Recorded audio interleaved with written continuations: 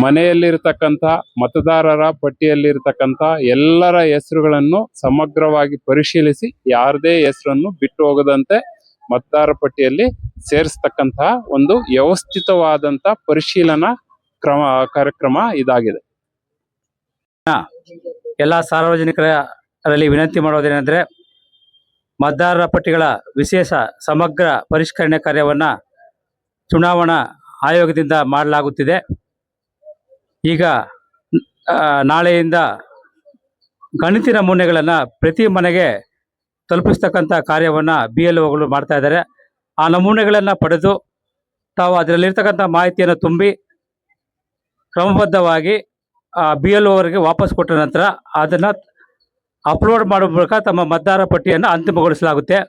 ನಮೂನೆಗಳನ್ನು ತಾವು ತುಂಬಿ ಕೊಡದೇ ಇದ್ರೆ ಅಂತ ಅವ್ರ ಹೆಸರನ್ನ ಕೈ ಬಿಡೋ ಸಾಧ್ಯತೆಗಳು ಹೆಚ್ಚಾಗಿರೋದ್ರಿಂದ ದಯವಿಟ್ಟು ಗಣತಿದಾರರು ನಮ್ಮ BLOಗಳು ತಮ್ಮ ಮನೆಗೆ ಬಂದಾಗ ಅದನ್ನ ಮಾಹಿತಿಯನ್ನ ಕೊಟ್ಟು ನಮೂನೆಗಳನ್ನು ಕಡ್ಡಾಯವಾಗಿ ಸಲ್ಲಿಸಬೇಕಾಗುತ್ತೆ.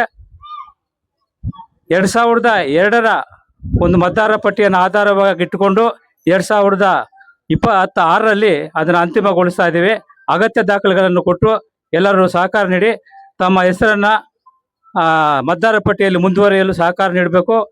ಈ ಒಂದು ಮತದಾರ ಪಟ್ಟಿ ಎಷ್ಟು ಮಹತ್ವ ಪಡೆದಿದೆ ಅಂದರೆ, ಯಾವುದೇ ಸರ್ಕಾರಿ ಸೌಲಭ್ಯ ಪಡೆಯಬೇಕಂದ್ರೆ ಮತದಾರ ಪಟ್ಟಿಯಲ್ಲಿ ನಿಮ್ಮ ಹೆಸರು ಇರಲೇ ಕಡ್ಡಾಯವಾಗಿರಬೇಕಾಗುತ್ತೆ. ಅದನ್ನು ಗಮನದಲ್ಲಿ ಇಟ್ಕೊಂಡು ಎಲ್ಲ ಸಾರ್ವಜನಿಕರು ನಮ್ಮೊಂದಿಗೆ ಸಹಕಾರ ನೀಡಬೇಕಾಗಿ ಕೋರ್ಕೊಳ್ತಾ ಇದ್ದೇನೆ.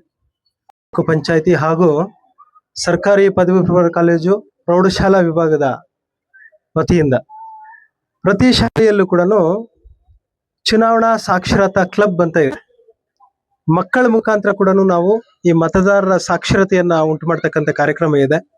ಈ ದಿನ ಬಾಲಕಿಯರ ಪ್ರೌಢಶಾಲೆಯಲ್ಲಿ ಈ ಒಂದು ಕ್ಲಬ್ ವತಿಯಿಂದ ಒಂದು ಚಟುವಟಿಕೆಯನ್ನು ಹಮ್ಮಿಕೊಂಡಿದ್ದೇವೆ. SIR ವಿದ್ಯಾರ್ಥಿನಿಯರೇ, ನೀವೆಲ್ಲರೂ ಭಾಗವಹಿಸಿದಿರಿ.